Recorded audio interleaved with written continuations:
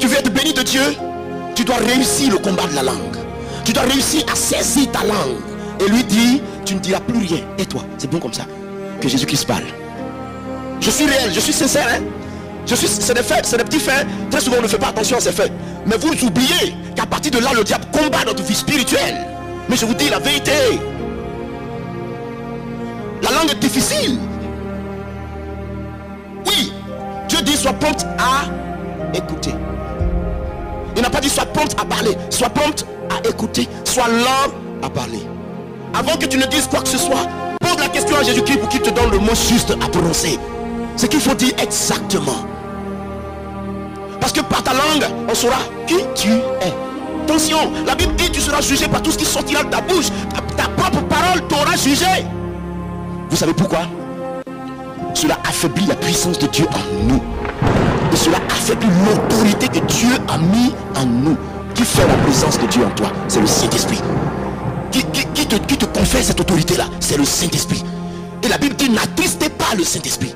L'Esprit Saint n'aime pas ces choses. Donc dès l'instant où tu milites sur ce terrain, l'Esprit Saint est touché. Et il n'est plus efficace comme il devait l'être au travers de toi. Cela l'affaiblit. Mais si tu te mets en position de force, tu conserves ta langue pure. Tu diras à un démon sort, il obéit tout de suite au nom de Jésus-Christ. Tu seras plus efficace. Attention frère. Alléluia. Frère, je vous donne un conseil. Si vous voulez être des chrétiens solides, avec la puissance de Dieu dans leur cœur, faites attention à votre bouche. La bouche casse l'église, la bouche détruit l'église. La bouche déséquilibre la foi. Je vous donne un conseil. C'est pour ça que Dieu n'aime pas que les enfants de Dieu se mettent en colère. Il dit sois lent à parler, sois lent à la colère. Je vous donne pourquoi la Bible dit d'être lent à la colère. En effet, la colère est l'un des moyens les plus rapides que Satan utilise pour intégrer la vie des croyants. Oui. Si vous étudiez le monde des esprits, si vous étudiez l'organisation de Satan, les démons, leurs manifestations, leurs œuvres, leur façon d'agir, leur façon de faire, vous découvrirez que la colère est une clé qui ouvre la porte aux démons.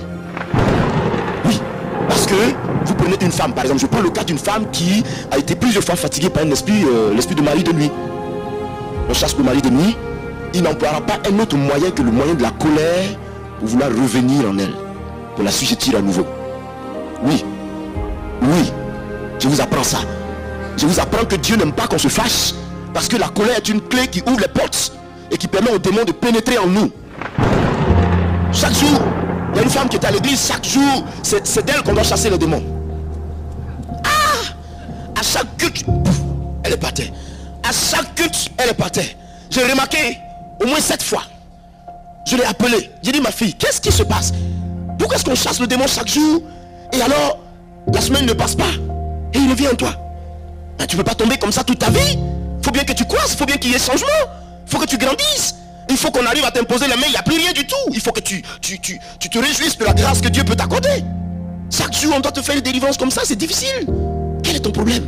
Elle dit non, ça va, ma vie est correcte, tout va bien, tout ça, et tout va bien. L'esprit me dit appelle son mari. Donc j'ai appelé le mari. Quand il est venu, je lui ai dit est-ce que tu es en paix avec ta femme? Il dit non pasteur. Il dit pourquoi?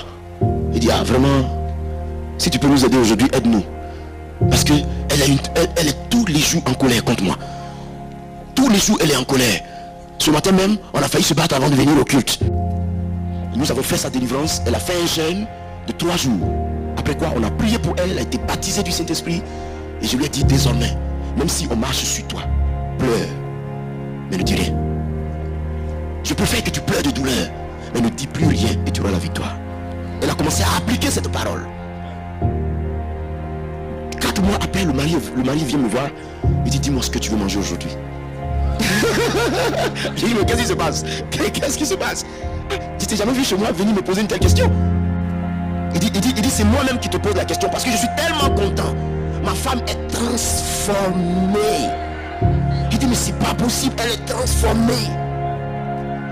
Ma femme ne se fâche plus.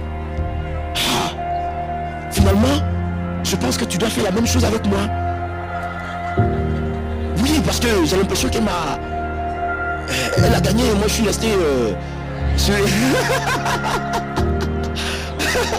Alléluia.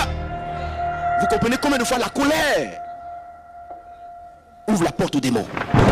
Vous savez que Dieu ne sera pas fatigué de juger le monde, il sera seulement assis. Et c'est ta parole toi-même qui va te classer. Ah non, Dieu ne se fatiguera pas. Hein? Non. Il y aura combien de milliards de personnes, sinon des milliards de personnes devant lui. Chacun va passer défiler en une fraction de seconde. Tu t'es jugé toi-même. L'enfer. Direct. Fraction de seconde, toi-même tu t'es jugé. Dès que tu arrives là, toutes les paroles sortent. Toi-même, Dieu ne te dit pas entre dans le paradis. Non. Tu prends la direction. Oui, je suis sérieux. Je suis sérieux. C'est toi-même qui choisis la direction parce que tu sais qu'avec de telles choses, je ne peux pas aller dans cette gloire. Je ne peux pas. Toi-même tu sais. Et la force n'est même pas en toi pour te diriger dans le paradis. C'est une force négative qui t'emmène. Tu prends la direction de l'enfer. Sois lent à la colère. Sois lent à la colère. Ne te fâche pas. Ne te fâche pas du tout. Les démons sont derrière. Sois lent à la colère. Sois lent à la colère. Ne te fâche pas. Ne te fâche pas du tout.